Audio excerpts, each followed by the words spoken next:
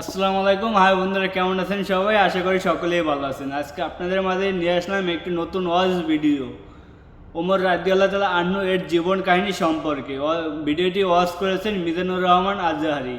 সম্পূর্ণ ভিডিওটি দেখতে হলে অবশ্যই চ্যানেলটিতে একটি লাইক এবং একটি কমেন্ট করে আমাদের সাথেই থাকুন। আর এমন নতুন ভিডিও পেতে হলে অবশ্যই আমাদের চ্যানেলটি সাবস্ক্রাইব করে আমাদের চ্যানেলের সাথে থাকুন। ধন্যবাদ। চলুন ভিডিওটি দেখে আসি। সাইয়েদনা ওমর ফারুক রাদিয়াল্লাহু তাআলা আনহু নাম শুনেছেন? কত নাম্বার খলিফা? সবাই বলেন। এক নাম্বার খলিফার নাম কি? দুই নাম্বার খলিফার নাম? ওমর ফারুক সাধারণ কোন সাহাবী ছিলেন না। তিনি এমন সাহাবী ছিলেন, বিশ্বনবী সাল্লাল্লাহু আলাইহি ওয়াসাল্লাম বলেছেন, আমার পরে কোনো নবীও নাই, রাসূলও নাই, তবে আমার পরে যদি কেউ নবী হতো, আমার ওমর নবী হয়ে যেত। বলে, যদি নবী হওয়ার কোয়ালিটি আমার কোন সাহাবীর মধ্যে থেকে থাকে, আমার ওমরের মধ্যে সেই কোয়ালিটি আছে। তুমি বলেছো রাসূল দেবে না, বলনি দেবে না, ওমর বলনি দেবে না, হামজাদারি খালি দেবে জয় সমর। প্রভু তুমি বলেছো রাসূল দেবে না, বলনি দেবে না, ওমর বলনি দেবে না, হামজাদারি খালি দেবে জয় সমর।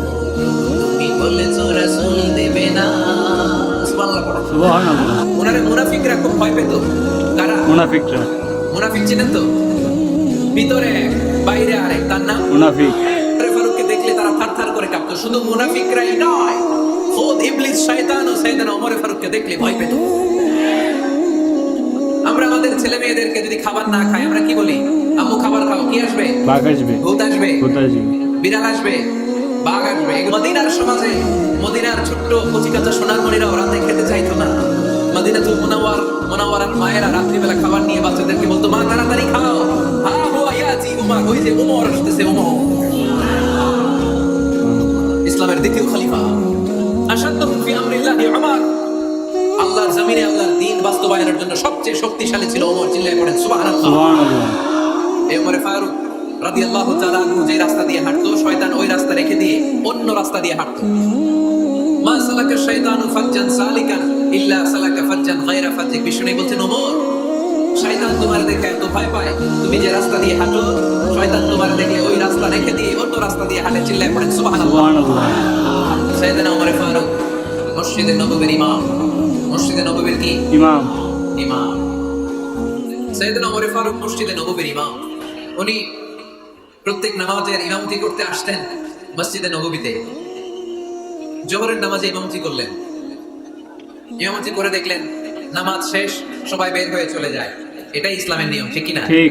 ফাইদা কুদিয়াতিস সালাতু ফান্তাশিরু ফিল আরদ ওয়াবতাগু মিন ফাদলিল্লাহ।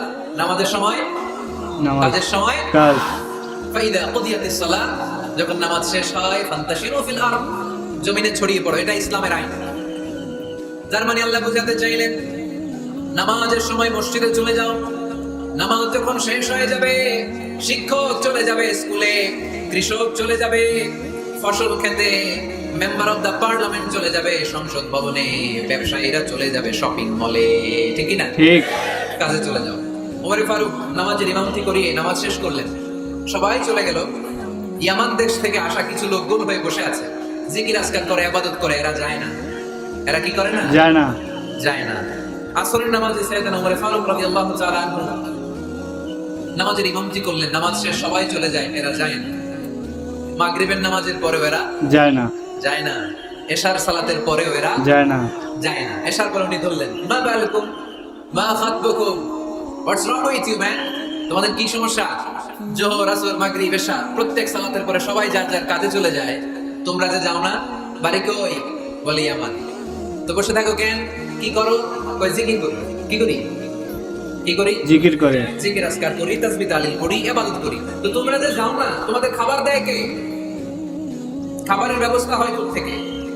তারা বলল, আমাদের জিকির দেখে, আমাদের বুজুর্গি দেখে আশেপাশের লোকেরা পাতিল ভরে খাবার নিয়ে আসে, ওই খাবার আমরা খাই। নাহনু আল মুতাওয়াক্কিলুনা আলাল্লাহ, আমরা আল্লাহর উপর তাওয়াক্কুল করে এখানে বসে থাকি। ওমর ফারুক বললেন, সর্বনাশ, তোমরা যদি মুতাওয়াক্কিলুনা আলাল্লাহ হও তাহলে কেমন হবে?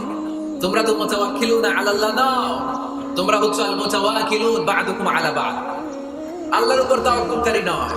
তোমরা যারা পাতিলের মধ্যে করে খাবার নিয়ে আসে তাদের উপর তাওয়াক্কুল করে বসে আছো, ঠিক কি না? ঠিক। তোমাদের জিকিরও চলে, আবার মাথায় টেনশনও চলে। এটা থাকবে কি থাকবে না, টেনশন আছে না নাই? আছে। কারণ অন্যের উপর নির্ভরশীল। নিজেরা রান্না করে নাই, নিজে তো বাজার করে নাই, নিজের তো অ্যারেঞ্জমেন্ট বলতে কিছু নাই, আরেকজন যা দিয়ে যাবে ওইটা খাবে। ওমরে ফারুক বুঝালেন, আরে বোকা, এটারে তাওয়াক্কুল বলে না। তোমার সাধ্যে যতটুকু আছে তার সবটুকু করার পরে তুমি তাওয়াক্কুল করবে একজনের উপর, তিনি কে? আল্লাহ। এক সাহাবী বললেন, ইয়া রাসূলুল্লাহ, ইয়া হাবিবাল্লাহ সাল্লাল্লাহু আলাইহি ওয়াসাল্লাম, আমি অনেক দূর থেকে সফর করে এসেছি, এই যে আমার উটের রশিটা, এটা ছেড়ে দিয়ে যদি আমি ঘুমিয়ে যাই, আল্লাহর উপর তাওয়াক্কুল করি, আমার উটটা বসে থাকবে নাকি? বিষ্ণু বললেন, না, এটারে তাওয়াক্কুল বলে না। উটের রশি রেখে দিয়ে ঘুমাইলে তোমার উট দৌড় দিবে। আকিলহা সুম্মা তাওয়াক্কাল আলাল্লাহ, উটের রশিটা আগে দড়ি দিয়ে ভালো করে গাছের সাথে বাঁধো, তারপরে তাওয়াক্কুল করবে একজনের উপর, তিনি কে? আল্লাহ। আগে বাঁধতে হবে, তারপরে তাওয়াক্কুল। এক লোক বড় হুজুরের কাছে দোয়া চাইছে, হুজুর আপনি দোয়া করবেন আল্লাহ যেন আমার একটা ছেলে সন্তান দেয়। হুজুর অনেক দোয়া করে দিয়েছে, বড় হুজুর, আল্লাহ তারে তুমি ছেলে সন্তান দিও।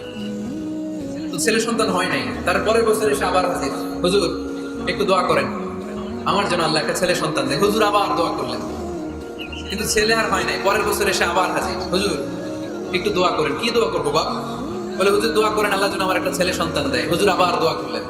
এর পরের বছর এসে আবার হাজির, কয় হুজুর ছেলে সন্তান। হুজুরকে ঘটনা কি? ঘটনা কি? এর সন্তান হয় না কেন? বললো বাবা তুমি কি বিয়ে করছো? কই না। তুমি বিয়ে না করলে তোর সন্তান হবে কোত্থেকে? আগে তো বিয়ের পর্বটা সার, তারপরে তাওয়াক্কুল করবি কার উপর? আল্লাহর উপর। বিষ্ণু বললেন, তাকদু খিমাসান তারুহু বিতানান, পাখিগুলোর মতো যদি সকালবেলা তাওয়াক্কুল করে বের হয়ে যাও, প্রতিটা পাখি গাছপালার উপরে যে নিড বানিয়েছে বাসা, দেখবেন সকালবেলায় এই পাখিগুলো আল্লাহর উপর তাওয়াক্কুল করে বের হয়ে যায়। এই পাখিগুলো জানে কোন জায়গায় ওর রিজিক আছে। এই পাখিগুলোর রিজিকের ব্যবস্থা করলো কে? আল্লাহ। সারাদিন শেষে পাখিগুলো আবার উদর পূর্তি করে এই পাখিগুলোর নিডে ফিরিয়ে দেয় কে? আল্লাহ। জানে না কোথায় খাবার আছে। পাখিগুলো কিচির মিচির কিচির মিচির আল্লাহর জিকির করে বের হয়ে যায়। বিকেল বেলা প্রতিটা পাখির পেটে খাবার দিয়ে আবার ফিরিয়ে দেয় কে? আল্লাহ। এটার নাম তাওয়াক্কুল। ওমরে ফারুক বললেন, তোমরা যা করছো এটা তাওয়াক্কুল নয়। নামাজের পরে বের হয়ে যাবা, আল্লাহর জমিন যে আবাদ করবা, কৃষি কাজ করবা, ব্যবসা করবা, বাণিজ্য করবা, চাকরি করবা, আবার নামাজের সময় ঘরে আসবা, এর মাধ্যমে তোমার ঘরে যে হালাল রিজিকের ব্যবস্থা আল্লাহ করে দিবে, এটার নাম হলো তাওয়াক্কুল। পড়েন সুবহানাল্লাহ। সুবহানাল্লাহ। গোটা জমিনটা আমাদের, গোটা জমিন আমাদের জন্য আল্লাহ দিয়েছেন। যেখানে যাবেন রিজিকের ব্যবস্থা আছে না নাই? আছে। আপনাদেরকে শোনাইছি না যে বাংলাদেশের পাহাড়ে কি চাষ হয়? ওখানে জুম রেখেছে আল্লাহ। আবার আপনি সাগরের মধ্যে নামলে রিজিক আছে না নাই? আছে। কি আছে? মাছ। সুবহানাল্লাহ কইবেন না? সুবহানাল্লাহ। রব্বুল আলামিন বলেন, আমি পুরো বনি আদমকে সম্মানিত করেছি, জলস্থলে সব জায়গায় মানব জাতিকে বিচরণের সুযোগ করে দিয়েছি, আর মানুষের জন্য আমি আল্লাহ হালাল রিজিকের ব্যবস্থা করেছি। সুবহানাল্লাহ পড়েন। সুবহানাল্লাহ। হালাল রিজিকের ব্যবস্থা আল্লাহ করেছেন। এজন্য everyone should be energetic, everyone should be active. আমাদেরকে অ্যাক্টিভ হতে হবে, এনার্জেটিক হতে হবে। শ্রম করে করে, কষ্ট করে করে আমাদেরকে আগাতে হবে। স্রষ্টা আমাদেরকে একটা যুদ্ধে ঠেলে দিয়েছেন, সংগ্রাম করে করে আমাদেরকে বেঁচে থাকতে হয়, ঠিক কিনা?